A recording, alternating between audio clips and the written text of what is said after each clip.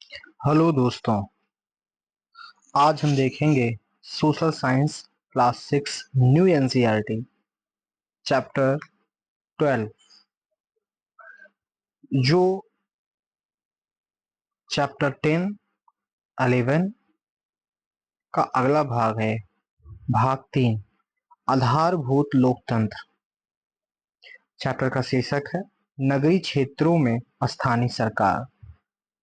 हमने पहले लोकतंत्र के बारे में सीखा, फिर स्थानीय सरकार के बारे में सीखा, फिर पंचायती राज ग्राम स्तर पर, अब नगरीय स्तर पर स्थानीय सरकार के बारे में सीखेंगे। संविधान सभा के एक सदस्य थे रुस्तम के सिधवा। उनका कहा हुआ कथन यहाँ लिखा हुआ है। मैं चाहता हूँ एक पूर्ण विकसित स्थानीय निकाय का शीघ्र गठन किया जाना चाहिए ताकि लोग यह सचमुच जान सकें कि एक छोटे क्षेत्र में उनके अपने नगरों में, उनके अपने गांव में प्रशासन क्या है, मताधिकार क्या है, शक्तियों का अधिकार क्या है, विशेषाधिकार क्या है। दोस्तों, संविधान सभा में भी नगरीय पंचायत और ग्राम पंचायतों पर बातचीत हुई थी। इस कथन से ये स्पष्ट होता है।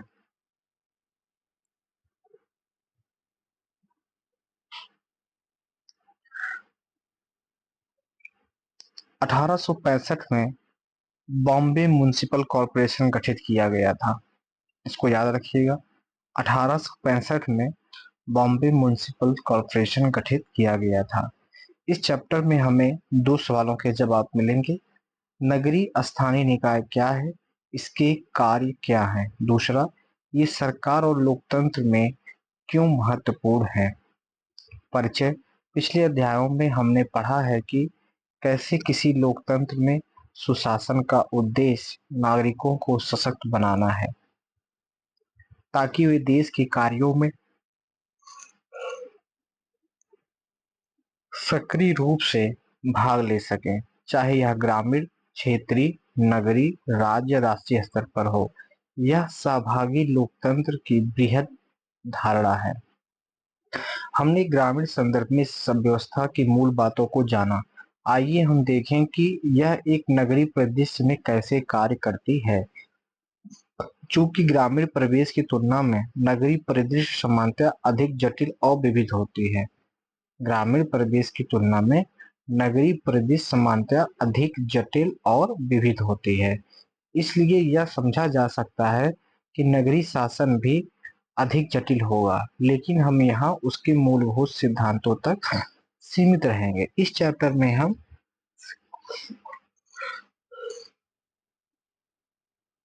मूलभूत सिद्धांतों तक ही सीमित हैं।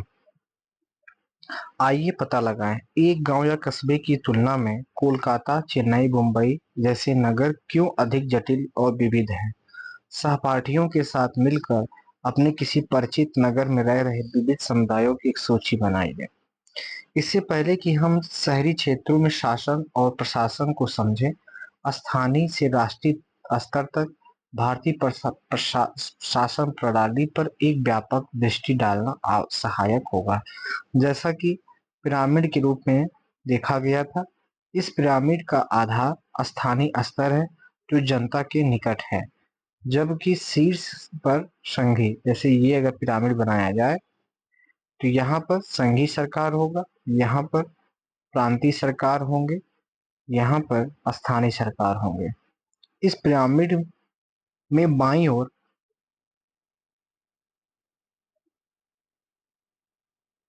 ग्रामीण स्थानीय शासन के बारे में हम पढ़ चुके हैं और दाईं ओर नगरीय, यानी यहाँ पे दो है ना, एक ग्रामीण स्तर पे, एक नगरीय स्तर पर।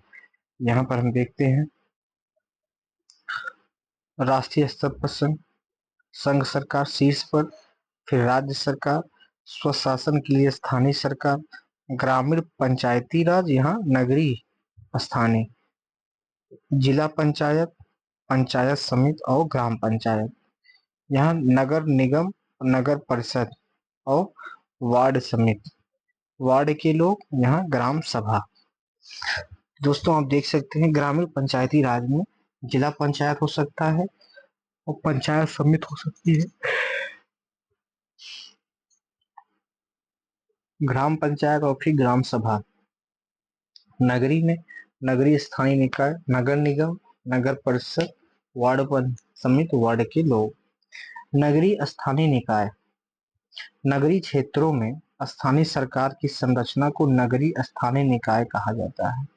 नगरीय क्षेत्रों में नगरीय स्थानीय सरकार की संरचना को नगरीय स्थानीय निकाय कहा जाता है। इसका अर्थ है कि ये शीर्ष प्राधिकरण के अंतर्गत कार्य नहीं करते।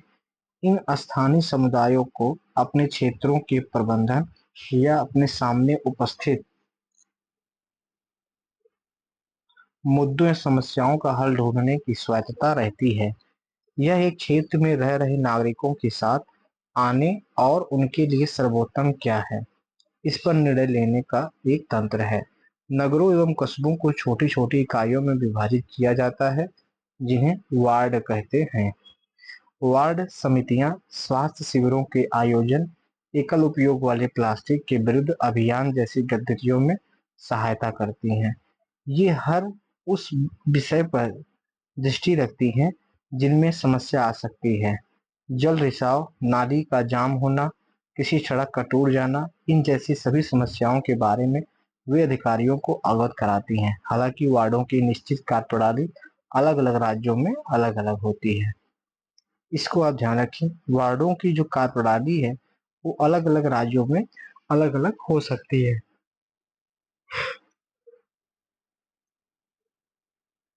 जो उनके द्वारा बनाए गए नियमों पर निर्भर करती है। कुल मिलाकर नगरीय और स्थानीय निकायों पर कार्यों की एक लंबी सूची की जिम्मेदारी है, जैसे आधारभूत ढांचा का देखभाल करना, कब्रगाहों का रखरखाव, अपशिष्ट संग्रहण एवं निपटान, सरकारी योजनाओं के कार्यान्वयन पर ध्यान रखना, स्थानीय कर और अर्थदंड प्राप्त करना, क्षेत्र के आर्थिक और सामाजिक विकास के नियोजन में भी इनकी कुछ भूमिका होती है। हालांकि निकायों को उनके अपने कार्यों की कार्यकुशलता करने में सक्षम होने के लिए नागरिकों को भी अपने कर्तव्यों का पालन करना चाहिए। अर्थात नागरिकों को अपने क्षेत्र की देखभाल एवं रखरखाव का ध्यान रखना चाहिए। याद रहे इस यह एक सहभागी लोकतंत्र है। उदाहरण के लिए, यदि लोग कूड़े के पृथक्करण के बारे में निर्देशों का सावधानीपूर्वक पालन करें, तो कूड़े का एकत्रीकरण और निस्तारण अधिक आसान बन जाता है। अथवा यदि वे किसी गली अथवा रास्ते में जल रिसाव पाते हैं, तो इसके बारे में तुरंत सूचना देने से बहुमूल्य जल का अपव्यय रुकेगा। दोस्तों, जो स्थानीय सरकार है वह सहभागी लोकतंत्र का एक उदाहरण है। इसमें जितना जिम्मेदारी स्थानीय सरकार के अंदर जो प्रतिनिधि हैं उनकी है, उतनी ही जिम्मेदारी अगर नागरिक भी समझने लगे तभी ये अच्छे से कार्य कर पाएगा, तभी सुशासन को ला पाएगा। और इनकी जो काम है वो स्थानीय स्तर पर, जमीनी स्तर पे होते हैं, तो इसलिए लोगों की जिम्मेदारी हो जाती है वो स्थानीय सरकारों का सहयोग करें। फिर मद्रास कॉरपोरेशन, हमने देखा बम्बई कॉरपोरेशन कब बना है, लगभग 1865 में बना है। 19 सितंबर 1688 में स्थापित मद्रास कॉरपोरेशन भारत में सबसे प्राचीन नगर निगम संस्था है। भारत का सबसे प्राचीन नगर निगम संस्था कौन है? मद्रास का है। 1688 1688 है मद्रास कॉरपोरेशन। इसको याद रखिएगा जीके के तौर पर। ईस्ट इंडिया कंपनी ने इसके एक वर्ष पहले एक चार्टर जारी कर फोर्ट सेंट जॉर्ज नगर तथा उसे 16 किलोमीटर के भीतर सभी क्षेत्रों को एक कॉरपोरेशन में स्थापित किया। 1792 में एक संसदीय अधिनियम ने मद्रास कॉरपोरेशन को नगर से स्थानीय कर लगाने की शक्ति प्रदान की, जिससे स्थानीय नगरीय स्वशासन सुचारू रूप से आरंभ हुआ। तो स्थापना 1688 में हुआ, लेकिन 1792 में जाकर के संसदीय अधिनियम ने मद्रास कॉरपोरेशन को नगर में स्थानीय कर लगाने की शक्ति प्रदान कर दी, जिससे स्थानीय नागरिक स्वशासन सुचारू रूप से आरंभ हुआ। एक आधुनिक आज के समय का इंदौर नगर निगम के अंतर्गत सेवाएं। इंदौर जो कि भारत का सबसे स्वच्छ शहर लगातार बना हुआ है। कैसे?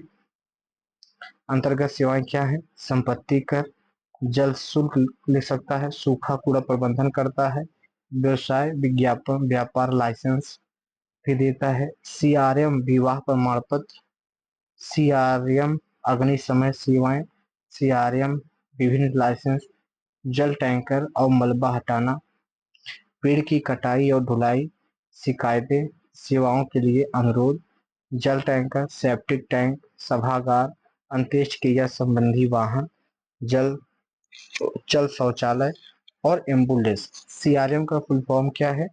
सिटीजन रिलेशनशिप मैनेजमेंट, नागरिक संबंध प्रबंधन। इंदौर नगर निगम द्वारा दी जाने वाली सूचनाओं की सूची संक्षेप में बताइए।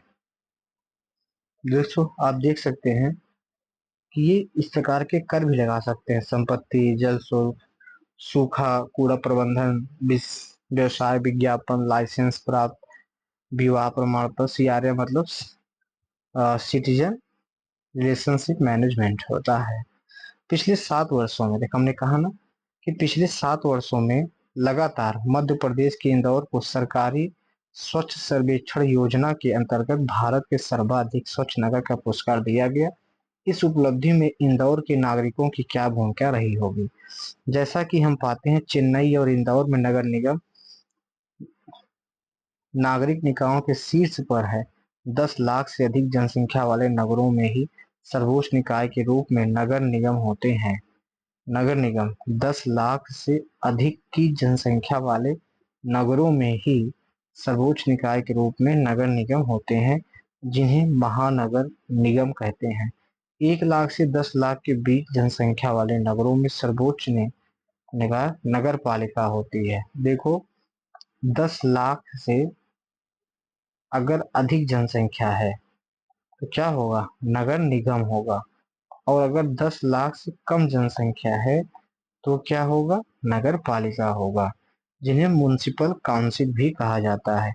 1 लाख से कम जनसंख्या वाले नगरों और कस्बों में नगर पंचायत होता है। 1 लाख से कम जनसंख्या वाले नगरों कस्बों में नगर पंचायत होता है। इसको आप याद रखिएगा, ये कभी कभी एग्जाम में पूछा जा सकता है। आइए पता लगाएं। अपने और पड़ोसी राज्यों के कुछ नगरों का चयन कीजिए। इनमें वह नगर लिए जा सकते हैं जिसमें आप रहते हैं या जो आपके कस्बे या गांव के निकट हैं। आप कैसे पता करेंगे कि इनमें से कहां-कहां नगर पंचायत, नगर पालिका, नगर निगम है? दोस्तों, हमने पढ़ा कि नगर पंचायत वहां होगा जहां 1 लाख से कम आबादी हो। नगर निगम नगर पालिका वहां होगा जहां 1 लाख से 10 लाख तक की आबादी होगी। वहीं नगर निगम वहां होगा जहां 10 लाख से अधिक आबादी होगी। नगरीय स्थानीय निकाय अपनी गतिविधियों के लिए संसाधन कैसे जुटाते हैं, इसके बारे में। समीर नमस्कार, मैंने आपको इससे पहले यहाँ नहीं देखा, क्या आप इस गांव में नहीं हैं? अनीता नमस्कार, हाँ मैं अपने दादा दादी से मिलने आई हूँ जो यहाँ रहते हैं। मैं नगर से हूँ। वह यहाँ से बहुत भिन्न है। अच्छा, सचमुच? नगर कैसा होता है? जी, नगर व्यस्त और भीड़ भाड़ वाला होता है।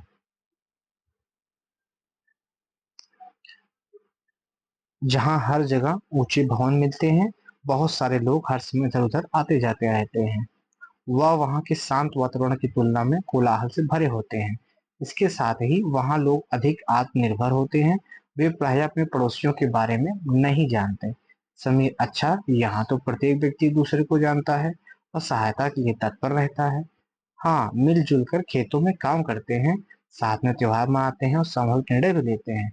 अनीता वैसे नगर में भी कुछ सामुदायिक भवन भावना है। हाल ही में भारी वर्षा के कारण 2 गली के बाद एक मकान ढह गया था। इसके बाद आसपास से दर्जनों लोग मलबे को हटाने में सहायता के लिए एकजुट हो गए और सुनिश्चित किया कि मलबे के अंदर कोई फंसा न रह जाए। समीर, क्या ऐसे मामलों में स्थानीय सरकार सहायता नहीं करती? हाँ, करती है। वास्तव में हमारे यहाँ स्थानीय निकाय और निर्वाचित प्रतिनिधि हैं जो हमारे हितों का प्रतिनिधित्व करते हैं। अच्छा, यह तो ग्राम पंचायत जैसी प्रतीत होती है, बस केवल उससे बड़ी है।